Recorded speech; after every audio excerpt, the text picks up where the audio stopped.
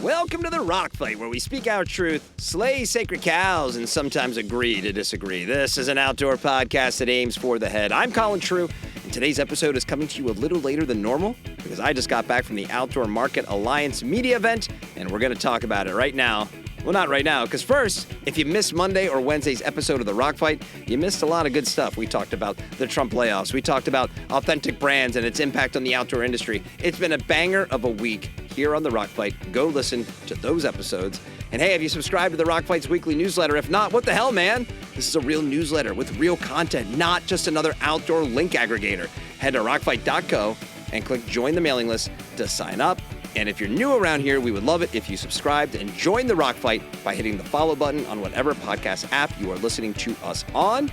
And also give us that 5-star rating. And now it's time. Let's start the show. Welcome to the Rock Fight, Rock Fight, Rock Fight. All right, Doug Schnitzbahn is here. You can hear him weekly on Open Container on the Rock Fight Podcast Network. You can read his work in Elevation Outdoors, among many other places. Can we tease where they can maybe read your work in the future, Doug, or are we not announcing anything yet? Yeah, I should say Mountain Gazette too. Yeah, Doug's gonna be in Mountain Gazette. Yeah, and Blue He Ridge got Outdoors. himself a winner. What's that? What was the other one?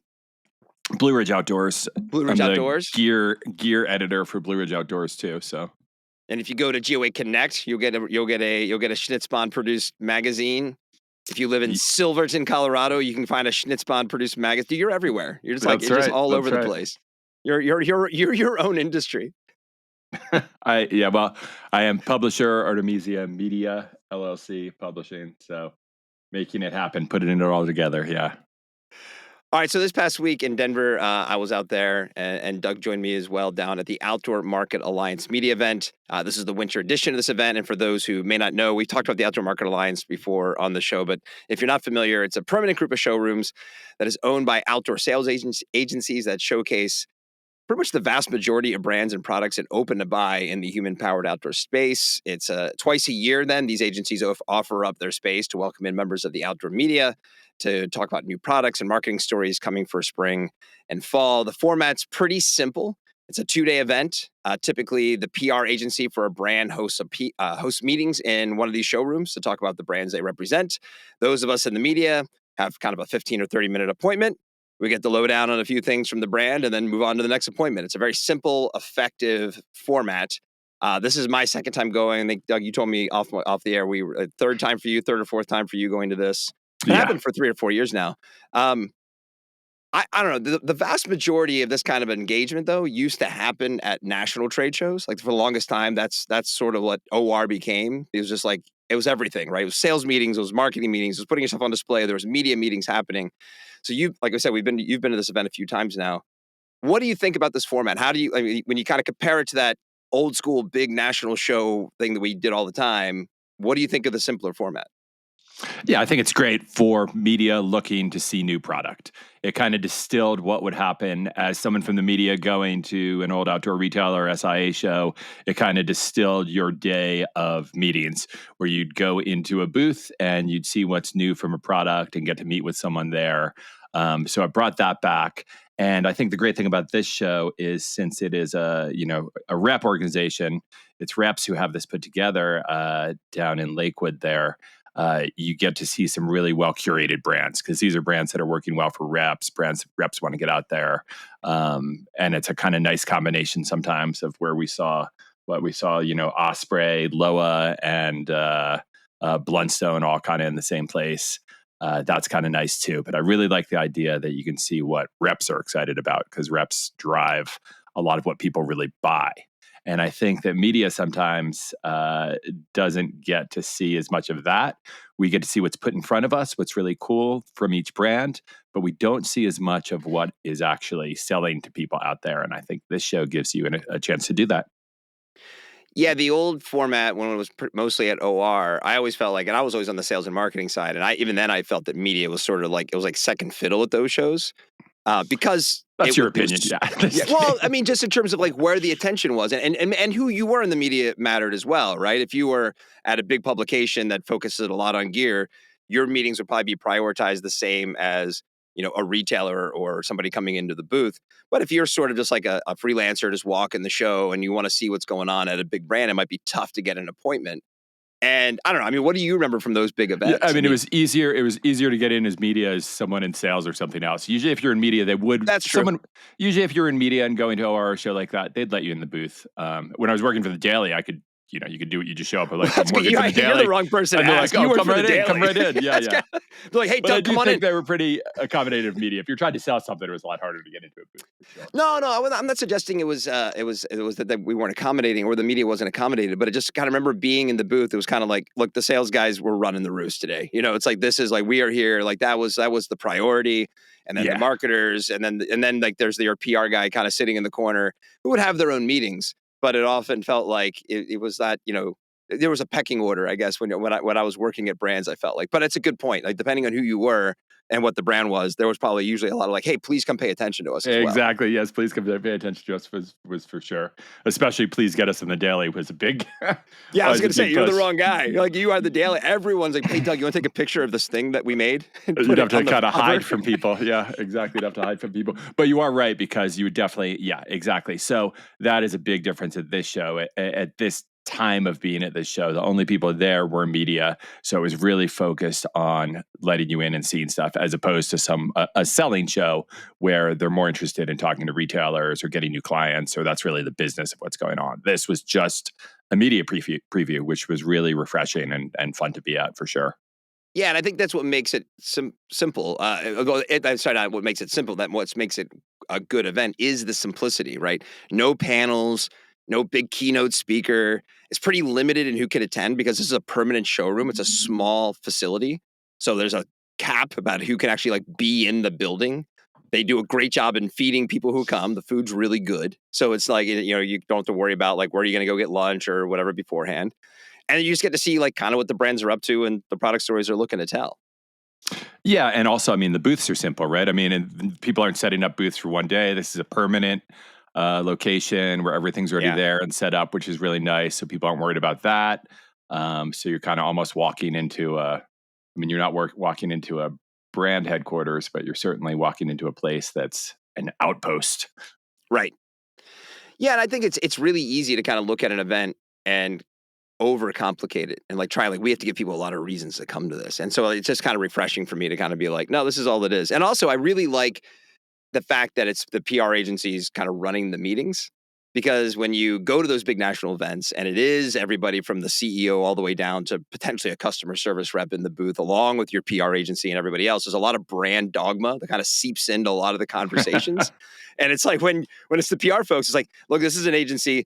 They've been handed a talking point. They're a PR agency, their customers, I mean, yet they work for the brand, but their customers are the media. Right. Because Yeah, if they leave their PR agency to go work for somebody else, well, they're still going to call you, Doug. Right. They're still going to like maybe call me, whatever it is. as they do. So, Yeah, yeah. right. So kind of like let's the bullshit or like maybe the thing that they're not as excited about be like, yeah, we're not gonna focus. They want us to focus on this. We're not going to focus on this. Let's talk about this thing over here. It's a little bit more of a real conversation, I feel like. Yeah. And these PR companies, I think, too, are really important to the outdoor industry, because they get brands out there. They have such good connections with the media. And a lot of them are people who spend a lot of time playing outdoors. They get the stuff. So I think the PR Right. agencies are a really important part of this for sure, and a big benefit to the brands they're working for there. I think that's something brands miss because I mean, it was the same thing. I took the mindset when I was a sales manager and I would hire um, the rep agencies. It's like, well, I need to maintain those relationships with those rep agencies. Those rep agencies need to maintain the relationship with their retailers. If I fire that rep agency and they go pick up another line, they're going to go sell to the same retailers. So they're way more accountable to their retailers than potentially the brands they're working for. Same thing for me. Like I want to make sure I'm in good graces with these reps because if I go move on to a different brand, I'm probably going to assemble the same team. And I think a lot of times the brands sort of, it's easy for them to kind of look at something and be like, no, no, no, you all serve us because we're the brand. Like we are the logo on the sweatshirt. When it's like, well, that's actually a lot more like nuance to those relationships than you may realize. Yeah, yeah. Another nice thing about having PR people, some of these PR people we've known for years and years too. So there's kind of no bullshit when you talk to them as well, because they know you, you know them. We saw our Right? friend Michael Collin, we gave him a hard time, but we're still looking at the shoes. But having that longer term relationship, there's less bullshit. Or seeing Stacy Klein or someone like that, like you get down to real conversation, and that's really nice too, as opposed to kind of just meeting someone and trying to figure it out is weird sometimes. Yeah, you can pick on the naming of a product a little bit That's more with right. someone on the You PR can front pick on than the maybe. naming. We found some interesting names out there that I don't know if we can even repeat on this show. Listen, I'm gonna say it. Oboz is a sponsor of the podcast, and they have an amazing boot coming, and it has. I'll just say it's not a great name. It's an I mean, maybe incredible it's a name. I great know name. exactly where the name comes from, and on both sides. We'll get to that. We'll save that for a future episode. But so okay, but you're at heart at the end of the day, you're not like a gear review journalist. Like that's not been. I mean, I'm sure you have written plenty of gear reviews, right? But it's like you're a storyteller. Like that seems to be like that's in your way. Like that's what you want to do. That's why you. That's how you explore your topics on Open Container. When I see the things you've written, I know the stuff you're going to probably write for Rogie and Mountain Gazette. That is like exploring, yeah, the depths of themes and things like that. How what can you take away with that mindset from a gathering like this, and like terms of what you want to explore and your work as a writer? Yeah, that's great. I mean, first of all, I still do gear reviews. As I said, like gear editor for Blue Ridge Sure. Outdoors. I still love doing that stuff too and looking at gear. I've done it for so long. And it's true that like when I went from having an MFA in creative writing to writing gear reviews, part of me felt dead inside. But I now I'm addicted to it. Right now I still keep trying to find a way to do those gear reviews. But on the larger side, yeah, I think you know, this show for me, storytelling, there were two really important things I saw. One was it was just great to talk to some of these brands. I think Royal Robbins in particular, we went and talked to and got, a really cool story of how the brand is reinventing itself, how it's thinking about its place in the marketplace, what its strategies are uh, to reinvent itself as a brand and come back. And as a business writer, business storyteller, I find that stuff really fascinating to know, what it takes for these businesses that I started out meeting just because I was going to write about their gear. But then as my work developed with the Daily and Grassroots Connect and all these other places to really see what the story is of how a brand can live and die and come back and all that's really cool. Yeah. Um, but I think the biggest storyline, obviously, at this show is it's happening in the shadow of intense danger to our public lands, Yep. to people who manage public lands being laid off, and to the outdoor industry being this giant beast that really has no, I don't want to say no leadership, but no centrality to it right now, right? And needs There to are get leaders, but you're together. right. No centrality is a great way of putting it. Yeah, I mean, the outdoor industry needs to get together and respond to this because this is going to affect all of us. I mean, I saw, and any story comes together from different angles, right? Like, so I went to this media event and talked to people, and obviously we were talking about what was going on nationally and parks and Forest Service people being laid off. And then I saw there was this post also from a friend of mine, Lizzie Scully, who runs a packraft business down in Mancos, Colorado, and talking about how she's not going to be able to get a permit. Once she can't get a permit, that means that she can't run her business, which means she can't buy the freeze dried meals she's buying from companies, which means she can't visit their local. So there's these economic ripples, and these Yeah. economic ripples are going to affect our whole industry. We talk about how big the outdoor industry is, what an economic driver is, and if public lands are being taken away, if agencies are being kind of gutted and shut down the way they are, and we're losing outfitters and stuff out there, that's really going to affect the economics of the industry. So it's more than just an ethical problem. Yeah. It's an economic problem. So that story was definitely at the show too. It was definitely there, and I think that too is what we're missing from not having these big shows too. I mean, it was great to have uh, you know to be here and, as you said, be simple, be focused. But man, I was missing the chance to have a whole room full of people, you know, dedicated to making sure we protect public lands the way we used to have it Outdoor Retailer at the Conservation Alliance breakfast or those places. So That's a really good point. I mean, you're right. Number one, like even if it was just anecdotally, the tenor of the room was positive, and people were happy to see each other, and I think it was an exciting show. But also, I don't think I had a meeting where there wasn't some off the cuff remark of like, well, or if we still have public lands, or oh, if we still have a country. Like, I mean, it's definitely on everyone's mind what's happening right now, and how that all trickles down to the economics beyond just the well, this is horrible from the immediate impact of people. And what's it going to mean broadly for where we can go visit? Like, yeah, but it also, to your point, there are elements of the industry that will absolutely be impacted from this move. I'm sure every industry that is being impacted by everything going on right now is having the similar conversations. And you're right. I think I'm a little jaded too, as I tend to look at the panels and the keynote speakers and some of the more fluff that comes with other outdoor events. But as we look at this summer and the sort of the head-to-head war here between like Switchback and Outdoor Retailer, I hope they're taking notice of this, and it won't just be a hey, retail and business and trying to like be so singular in that. And this is what you talked about. I think one of the first times you came on the Rock Fight is it's like that opening OIA breakfast was important because it set the tone. And then as we return to OR 6 months later, we'd revisit those themes and those kinds of things as an industry. And that is a big opportunity as the national show scene sort of shakes itself out here in the coming, months and years. Yeah, and you'd get to meet people you didn't know. I mean, normally if you're sitting at home or if you're just in your own bubble, not Right. going to a big convocation mixer of people, you're not going to meet people who aren't in your orbit who you could potentially work together from a business standpoint or Yeah. to protect public lands, right? Right. And how fucked up is this? We're not just talking about, when we used to talk about protect public lands, it would be some nuances of policy. Now we're actually talking about protecting public lands. Yeah. Like public right. lands going away. That's fucked up that we're actually Right. at that point. And the Conservation Alliance like handed out a grant to like do this thing and be like, oh, that's so cool. We should be doing more of that though. It'd be like just kind of like really almost like highfalutin conversation around like how could we improve. And now it's like we have regressed to the point where it's like, no, we just really need to protect the fact that we may have public lands eventually. yeah, we're the Kansas City Chiefs in the Super Bowl at this point. We're getting our fucking asses kicked and it's embarrassing. I love total drive-by on the Kansas City Chiefs. I love it. Yes, more of those, please.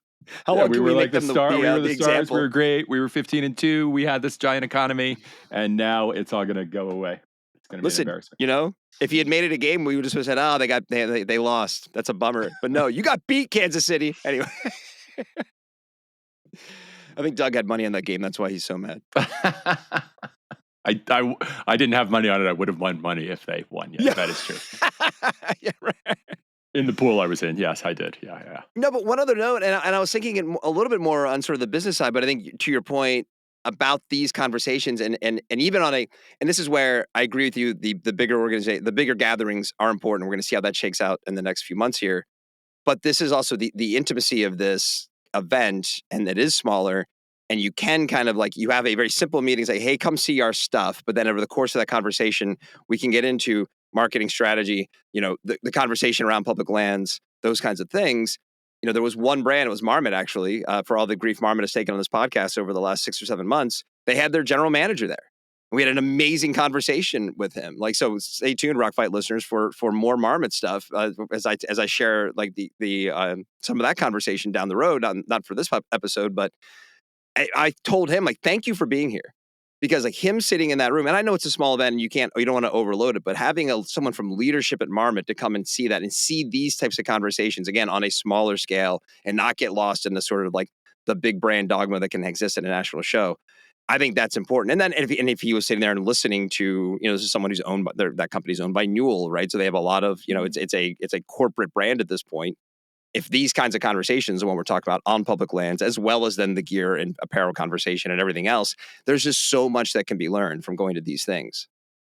Yeah, and it's great to see those executives or those owners getting excited about their products too. Yeah, which is really cool because that's where it's coming from, and that's where that they love it. So it's great to see that. I mean, it's also great, right? We got to see these, we saw those great layers from Mountain Hardware we wanted. So there's no better way too for media. Like if you get an email about something, it's really tough to know if you're going to care or not. But when you're there touching it and feeling it and seeing it, then you walk out of there wanting it. So I think it's a huge advantage for those brands to actually get. It's always the best thing to get product in the hand of media or reviewers.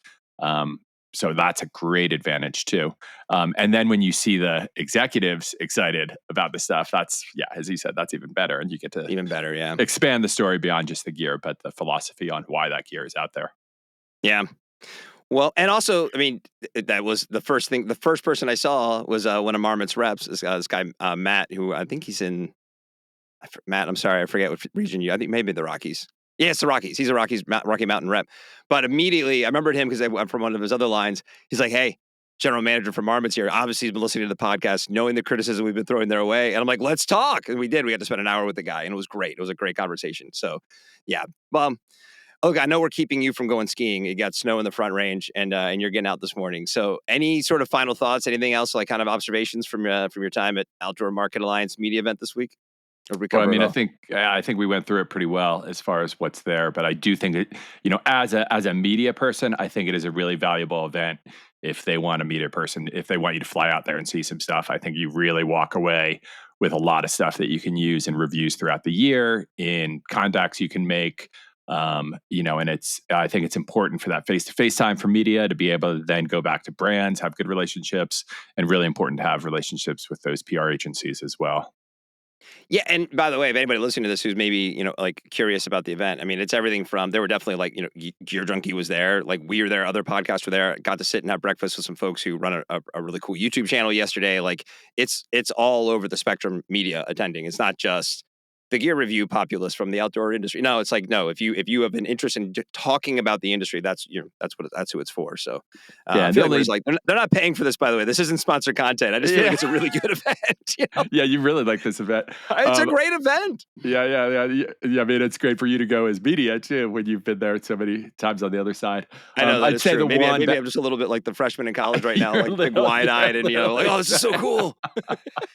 Whereas me and Sean McCoy have been hit over the head for this You stuff for guys are like, years. fuck this. We've done this enough. No, but I'd say the one bad thing, not bad thing, but the one Yeah, disadvantage of the show is that it is only some very highly curated brands, the brands for the rep agencies that are there. What you're missing that's out fair. that you'd get in these bigger shows, and even if you get,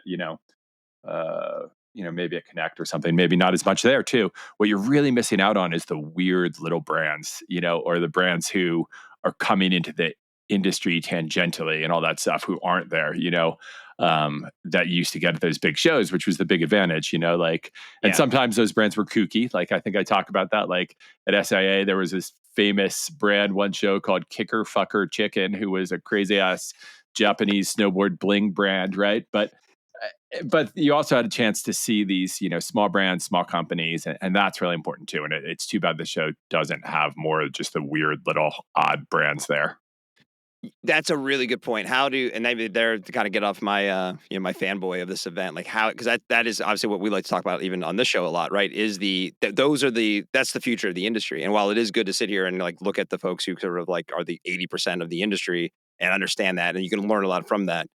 How do you create a space for that? And that's logistically tough with this event, right? Because it's a permanent showroom, mostly our sales reps Yeah, who yeah, it's just have not what these it big is. Yeah.